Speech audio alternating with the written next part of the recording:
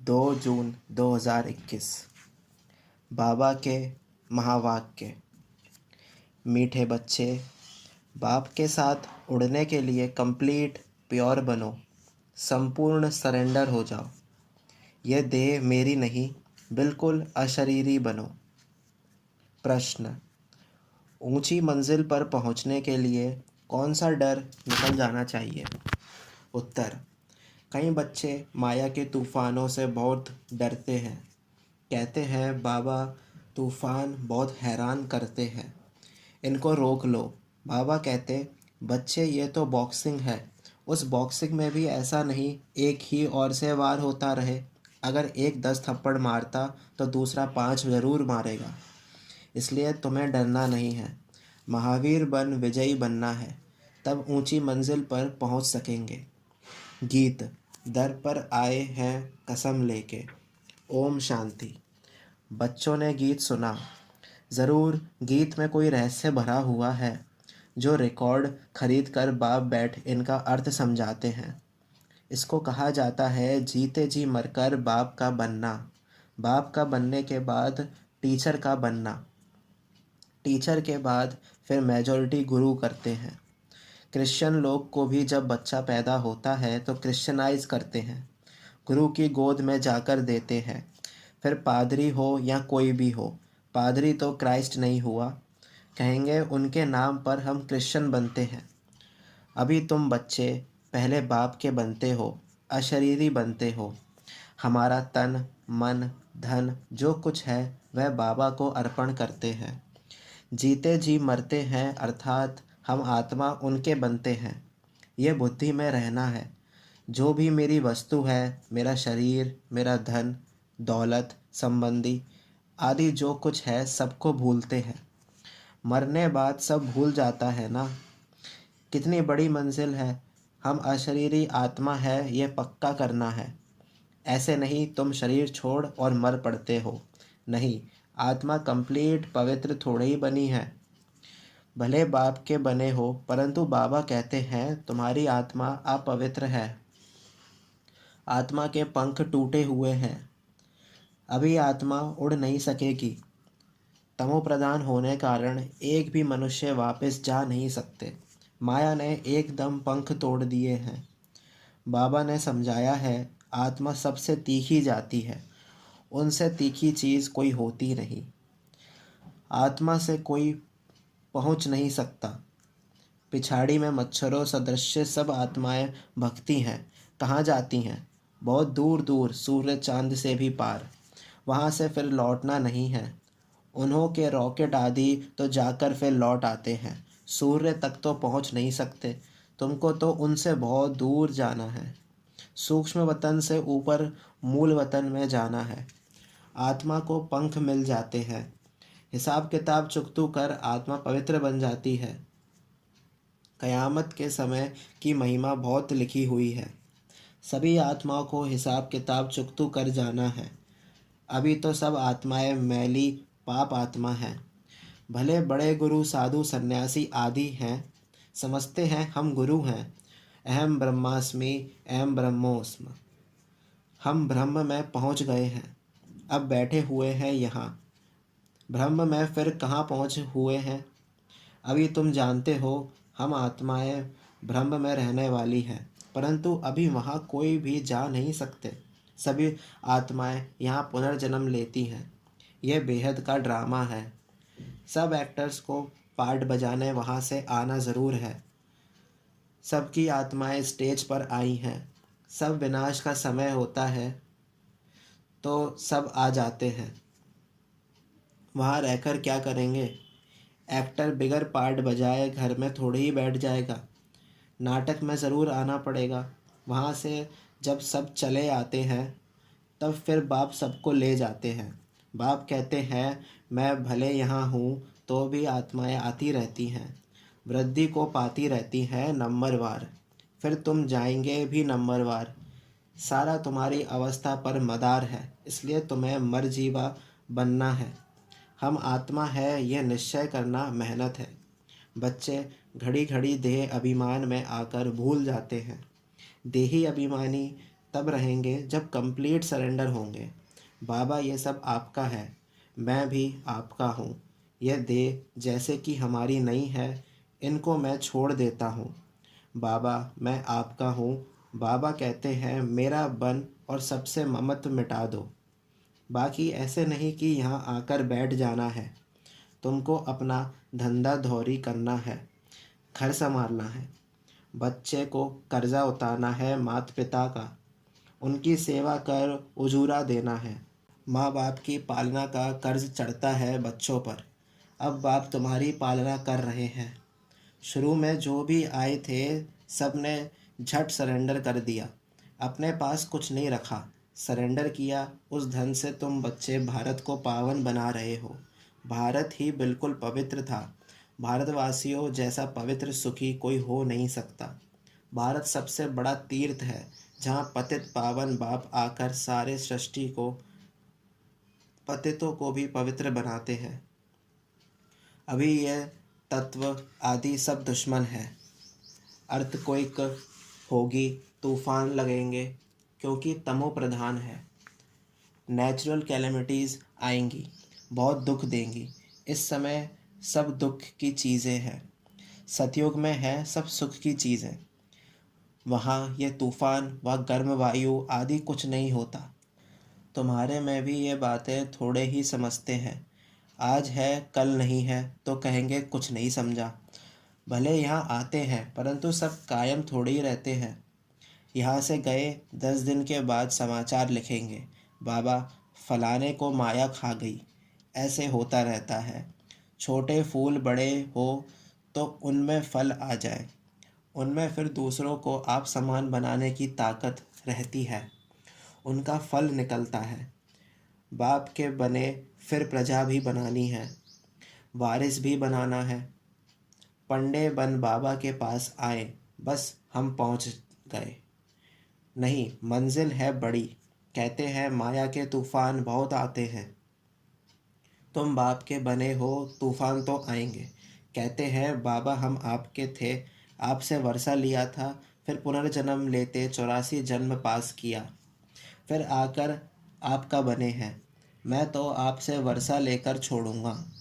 तो ऐसे बाप को इतना याद करना पड़े और आप समान बनाए फल देना पड़े, नहीं तो माला कैसे बनेगी, बाप का वारिस कैसे बनाएंगे।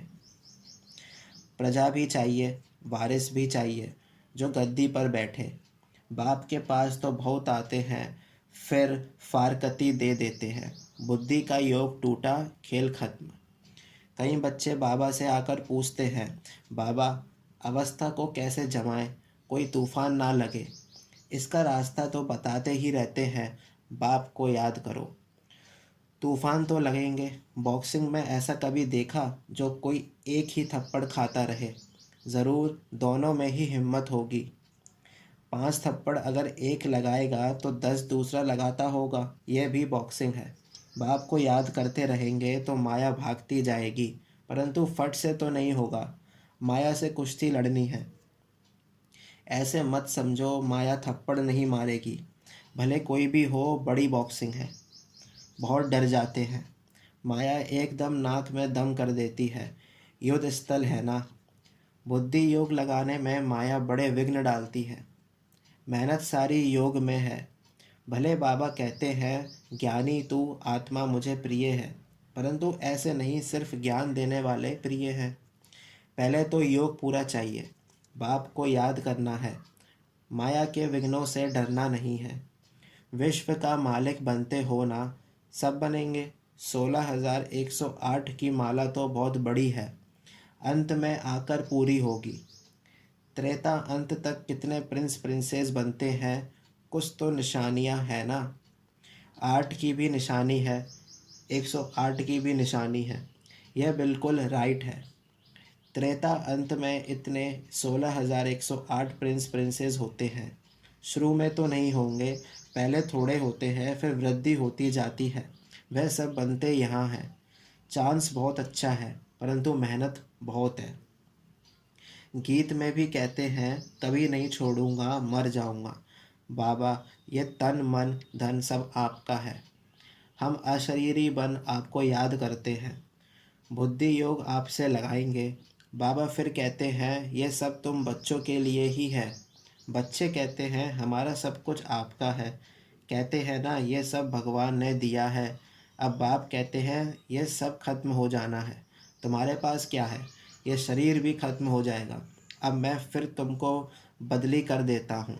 सिर्फ एक्सचेंज करते हैं ना। तो बाप कहते हैं बच्चे अशरीरी बनो, मुझे याद करो, बुद्धि से सब कुछ सरेंडर करो। राजा हरिश्चंद्र की कथा है ना, बोला अमानत रख दो। बाप कहते हैं इन सभी शास्त्रों आदि का सार तुमको समझाता हूँ।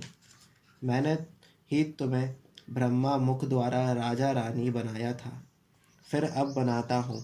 कभी भी मनुष्य मनुष्य को गीता सुनाए, राजयोग सिखलाए, राजा रानी बना ना सके, फिर गीता सुनने से क्या फ़ायदा। बाप कहते हैं मैं खुद कल्प कल्प आकर तुमको स्वर्ग का मालिक बनाता हूँ। हमारे बनेंगे तब तो वारिस बनेंगे ना। तो जितना योग में रहेंगे उतना शुद्ध बनते जाएंगे। बाबा ये सब आपका है, हम तो ट्रस्टी हैं। आपके हुक्म बगैर हम कुछ भी नहीं करेंगे। शरीर निर्वाह कैसे करना है वह भी मत लेते हैं। अक्सर करके गरीब ही पूरा पोता मेल देते हैं। साहूकार दे ना सके, सरेंडर हो नहीं सकते, कोई विरला निकलता है। जैसे एक जनक का नाम है, बाल बच्चे हैं, जॉइंट प्रॉपर्टी है, तो वह अलग कैसे हो। साहूकार लोग अपनी प्रॉपर्टी निकालें कैसे जो सरेंडर हो। बाप है ही गरीब निवाज। सबसे गरीब माताएं हैं, उनसे जास्ती कन्याएं गरीब हैं। कन्या को कभी वर्षे का नशा नहीं होगा। बच्चे को बाप की जागीर का नशा रहता है, तो वह सबको छोड़ फिर बैकुंठ का वर्षा लेना पड़े। दान हमेशा गरीब को ही दिया जाता है। भारत है सबसे गरीब, अमेरिका बहुत साहूकार है, उनको वर्षा देते हैं क्या। भारत सबसे साहूकार था और कोई धर्म नहीं था, सिर्फ भारतवासी ही थे। एक भाषा थी, गॉड इज़ वन। मैं वन सोवर्निटी, वन धर्म, वन भाषा स्थापन करता हूँ। वन ऑलमाइटी, वन गवर्नमेंट स्थापन करता हूँ।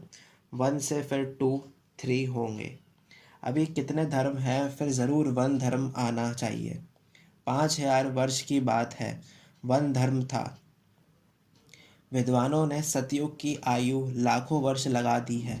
समझते नहीं सतयुग क्या होता है, समझते हैं स्वर्गवासी हुआ, शायद ऊपर चला गया। देलवाड़ा मंदिर में भी स्वर्ग ऊपर छत में है, तो मनुष्य मूंझ जाते हैं। वास्तव में स्वर्ग कोई ऊपर नहीं। तुम अभी जानते हो, बाबा के पास जाकर फिर यहाँ ही आकर राज्य करेंगे। यह ज्ञान बुद्धि में रहना चाहिए, जो कोई को समझा सको। कच्चे को तो माया चिड़िया खा जाएगी, इसलिए फ़ोटो भी मंगाए जाते हैं, रजिस्टर रखा जाता है। बाबा के पास समाचार आता है फलाने ने एक ही ऐसा ज्ञान का तीर मारा जो मैं बाबा का बन गया। शास्त्रों में भी लिखा हुआ है कुमारियों द्वारा बाण मरवाए। अरे बाप को क्यों भूले हो। इसको ज्ञान बाण कहा जाता है, सिर्फ बाप की याद दिलानी है, बाकी कोई हिंसक बाण की बात नहीं है। बाबा कहते हैं मैं ब्रह्मा मुख से सब शास्त्रों का राज तुम्हें समझाता हूँ। ब्रह्मा तो ज़रूर यहाँ होना चाहिए। उन्होंने फिर विष्णु के नाभि कमल से ब्रह्मा दिखाया है। जानते कुछ भी नहीं, मनुष्यों को तो जो आया सो लिख दिया। गंदगी तो बहुत है, रिद्धि सिद्धि वाले भी बहुत हो गए हैं। सच जब निकलता है तो झूठे उसका सामना करते हैं। अब तुम समझते हो कि शिव बाबा है निराकार और ये ब्रह्मा है साकार। बाकी नाभि आदि की तो कोई बात ही नहीं है।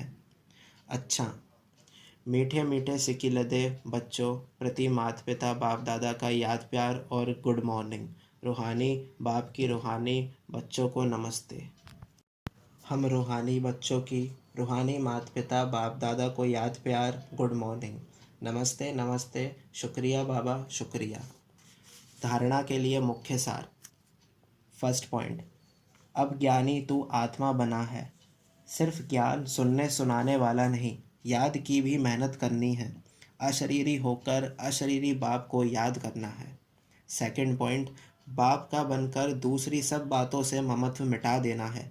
यह देह भी मेरी नहीं, पूरा देही अभिमानी बन कंप्लीट सरेंडर होना है। वरदान: ज्ञान योग की पावरफुल किरणों द्वारा पुराने संस्कार रूपी कीटाणुओं को भस्म करने वाला मास्टर ज्ञान सूर्य भव। कैसे भी पतित वातावरण को बदलने के लिए अथवा पुराने संस्कारों रूपी कीटाणुओं को भस्म करने के लिए यही स्मृति रहे कि मैं मास्टर ज्ञान सूर्य हूँ। सूर्य का कर्तव्य है रोशनी देना और किचड़े को खत्म करना। तो ज्ञान योग की शक्ति व श्रेष्ठ चलन द्वारा यही कर्तव्य करते रहो। यदि पावर कम है तो ज्ञान सिर्फ रोशनी देगा, परंतु पुराने संस्कार रूपी कीटाणु खत्म नहीं होंगे। इसलिए पहले योग तपस्या द्वारा पावरफुल बनो। स्लोगन: शुभ भावना शुभ कामना के श्रेष्ठ संकल्प ही जमा का खाता बढ़ाते हैं। ओम शांति।